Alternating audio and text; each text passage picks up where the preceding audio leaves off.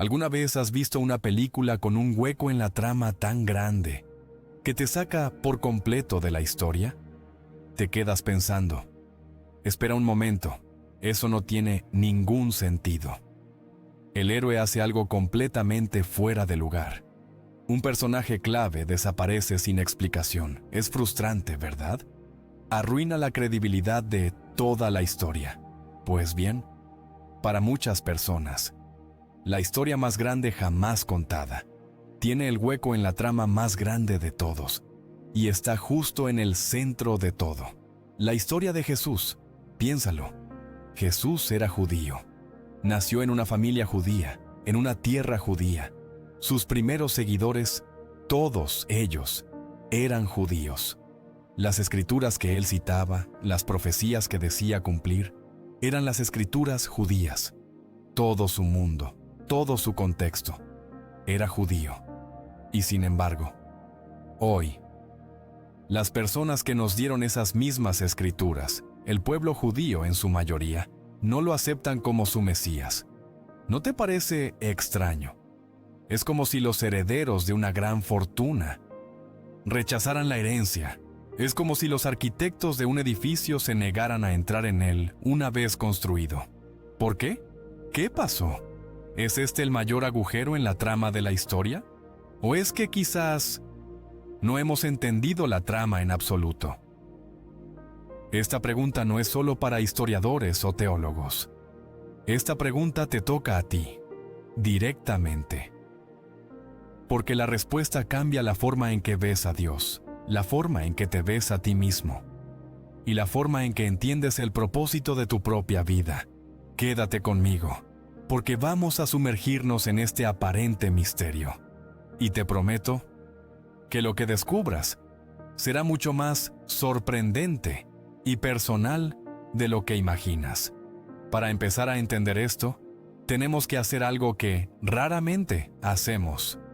Tenemos que viajar en el tiempo y tratar de borrar de nuestra mente todo lo que creemos saber sobre Jesús. Olvida las pinturas renacentistas, olvida los villancicos de Navidad. Tenemos que ir al siglo I y leer la descripción del trabajo. Sí, la descripción del trabajo. El pueblo judío no estaba simplemente esperando a alguien especial. Tenían una lista de requisitos muy específica, una descripción del trabajo para el puesto de Mesías, basada en cientos de años de profecía. Y esa descripción era clara. El Mesías sería un líder, un genio político y militar. Sería un rey descendiente directo del rey David que uniría a la nación. La liberaría de la opresión romana y la restauraría a una edad de oro de poder e influencia. Él reconstruiría el templo en Jerusalén, reuniría a todos los judíos exiliados de vuelta a su tierra, y lo más importante, traería una era de paz mundial y justicia universal, donde todas las naciones reconocerían al Dios de Israel. Era un trabajo de proporciones épicas. Un CEO, un general y un rey, todo en uno. Imagina la expectativa. Era como esperar el lanzamiento del producto tecnológico más revolucionario de la historia. Piensa en el revuelo que se formó en los últimos años en torno a la inteligencia artificial generativa, o la promesa de empresas como SpaceX de llevarnos a Marte. La gente no solo esperaba una mejora, esperaba una transformación total del mundo tal como lo conocían. El Mesías era eso, pero a una escala cósmica, la solución a todos los problemas políticos, sociales y espirituales. Ese era el currículum que estaban esperando. Y entonces llega Jesús de Nazaret, y su solicitud para el puesto se ve diferente, muy diferente. No levanta un ejército, de hecho le dice a su seguidor que guarde su espada. No habla de derrocar a Roma, habla de dar al César lo que es del César. No se enfoca en la política de Jerusalén, sino en la política del corazón humano. Habla de un reino que no es de este mundo. Habla de perdonar a tus enemigos, de amar al prójimo, y lo más impactante de todo, habla de que va a sufrir y morir. Ahora, detente ahí. Pon eso en la descripción del trabajo. El candidato exitoso será arrestado, humillado públicamente, torturado y ejecutado por el enemigo. ¿Quién firmaría para eso? No encajaba. Era una contradicción directa con el requisito principal: la victoria, la liberación, el reinado. Para el pueblo que esperaba un león conquistador, se les presentó un cordero sacrificial, y la reacción es comprensible. Gracias, pero no. Este no es el que estábamos buscando. Ha fallado en la entrevista. De hecho, ha fallado en cumplir un solo punto de la descripción del trabajo. Desde su perspectiva, Jesús no solo no cumplió las expectativas, sino que representó lo opuesto a ellas. Un Mesías que muere a manos de los enemigos de Israel no es un Mesías victorioso, es un Mesías fallido.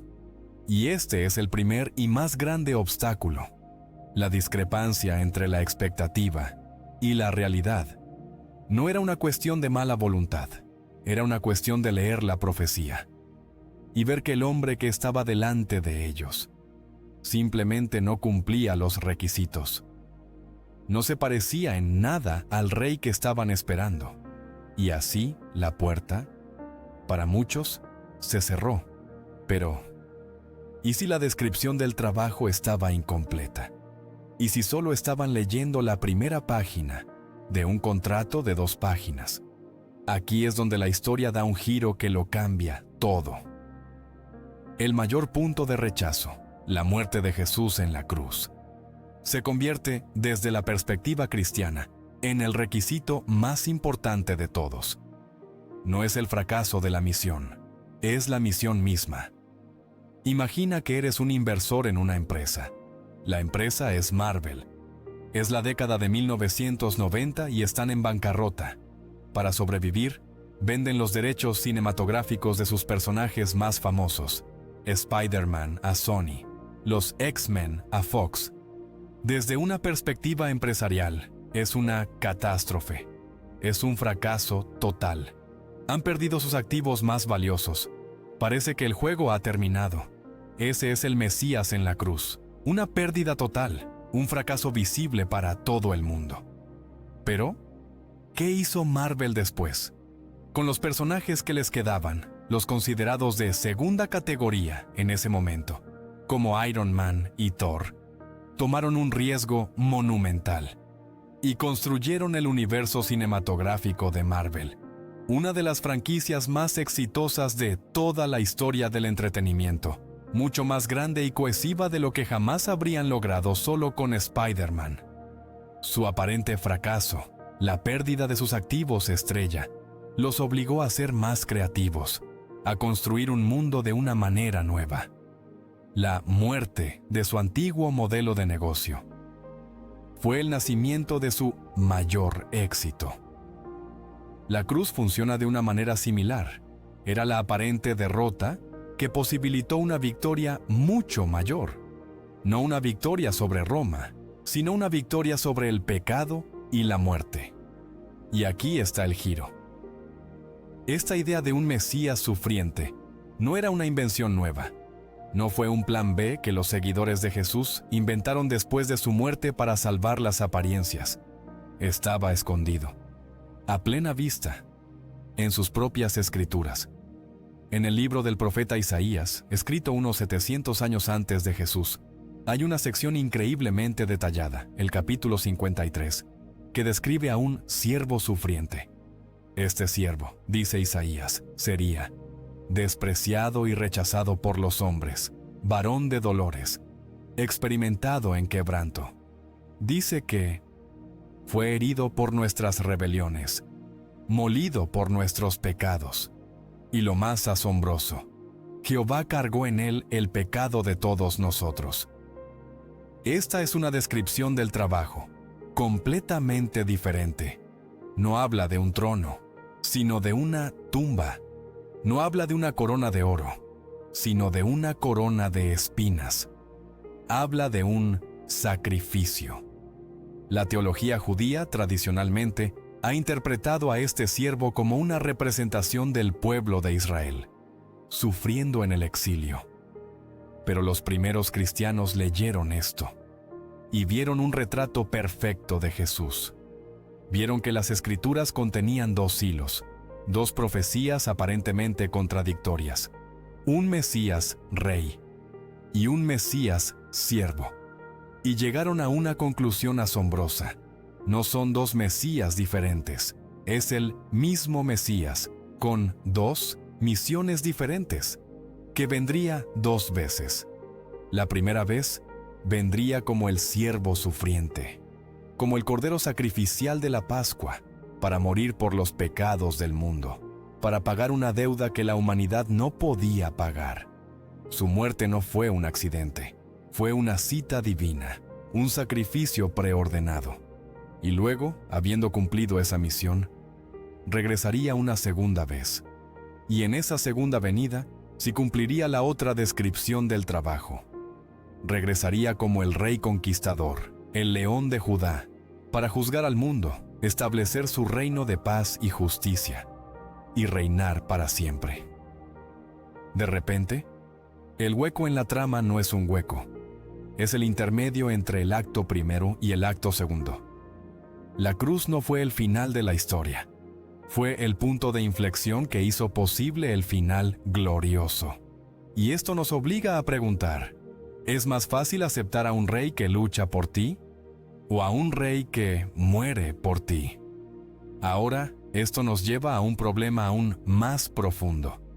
Un rey que muere es una cosa, pero un rey que afirma ser Dios, eso es algo completamente diferente.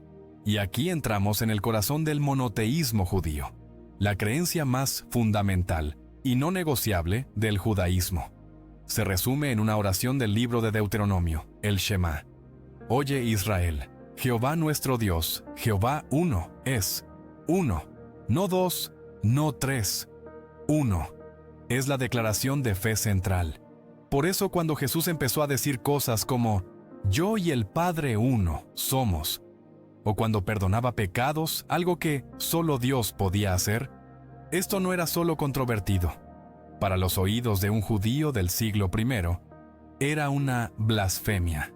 Era una violación directa del mandamiento más importante.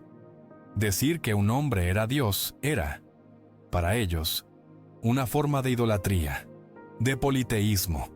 Estaban rompiendo la unidad de Dios, y este sigue siendo, hasta el día de hoy, un punto de división insuperable entre el judaísmo y el cristianismo. Pero, ¿y si la palabra uno en esa oración crucial significara algo más de lo que parece a simple vista? La palabra hebrea usada en el Shema para uno es echad.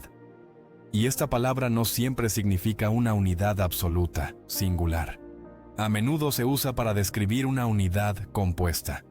Por ejemplo, en el libro del Génesis, cuando describe el matrimonio, dice que el hombre y la mujer se convertirán en una sola carne. La palabra para una ahí es echad. Dos personas, una unidad. No se convierten en la misma persona, pero están unidos en un todo compuesto.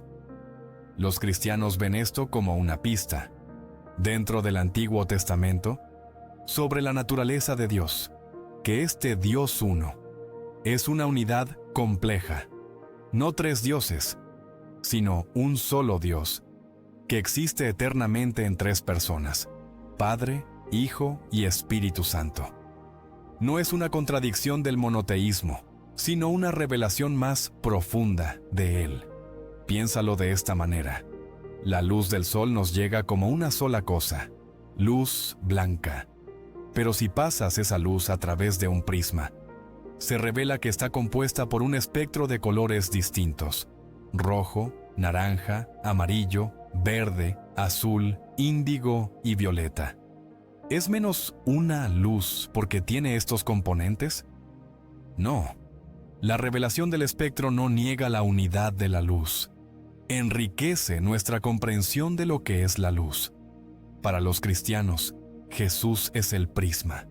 Su venida al mundo no dividió a Dios, sino que reveló la plenitud de quién es Dios. Reveló que en el corazón de este Dios único hay relación, hay comunidad, Hay amor fluyendo eternamente entre el Padre, el Hijo y el Espíritu. Este es un misterio profundo, sin duda. Pero la pregunta es si es una contradicción o una revelación. Para el judaísmo, la afirmación de la deidad de Jesús rompe la unidad de Dios. Para el cristianismo, revela la unidad de Dios en toda su belleza y complejidad. Y la postura que tomes sobre esta única cuestión determina en qué lado de la división te encuentras, porque si Jesús es solo un hombre, un maestro, un profeta, entonces adorarlo es idolatría. Pero si Él es verdaderamente Dios manifestado en carne, como dice el Nuevo Testamento, entonces no adorarlo es perder el punto de todo. Entonces, ¿dónde nos deja todo esto? Con una historia que parece tener dos finales posibles. Por un lado, una historia de un Mesías prometido que nunca llegó, y un hombre bueno llamado Jesús, que fue trágicamente confundido con él. Por otro lado, una historia de un Mesías que vino exactamente como fue profetizado, cumplió su misión de morir y prometió regresar para terminar el trabajo. Pero hay un último giro en esta historia, uno que apunta hacia el futuro, y está bellamente prefigurado en una de las historias más famosas del Antiguo Testamento, la historia de José y sus hermanos. Piénsalo. José era el hijo amado de su padre. Tuvo sueños proféticos sobre su futuro liderazgo, y cuando se los contó a sus hermanos, ellos se llenaron de celos y lo rechazaron.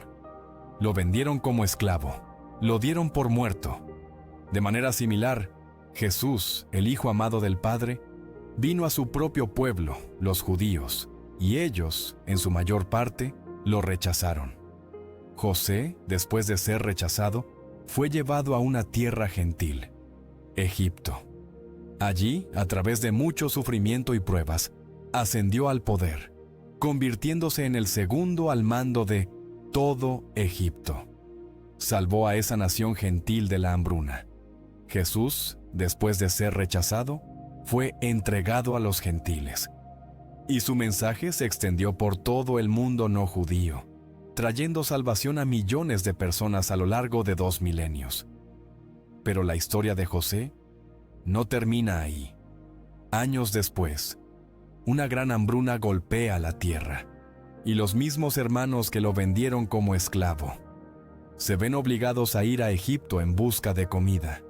¿Y a quién tienen que pedirle ayuda?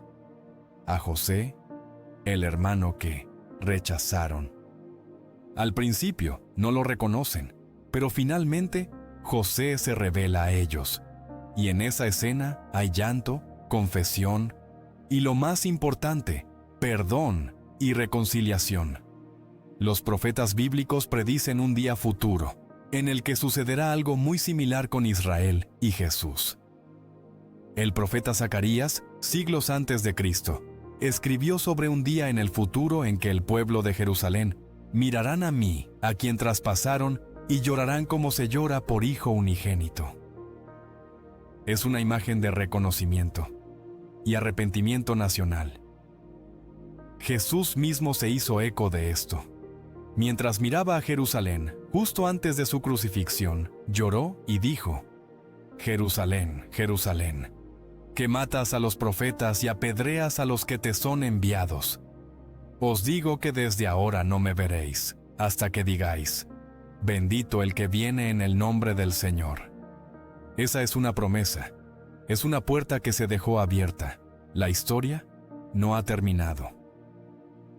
El aparente hueco en la trama es en realidad un suspenso, una pausa dramática antes del acto final.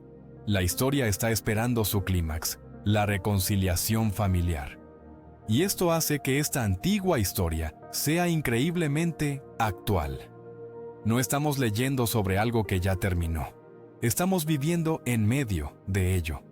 Y la pregunta que comenzó con el pueblo judío hace 2000 años, ahora se nos presenta a cada uno de nosotros.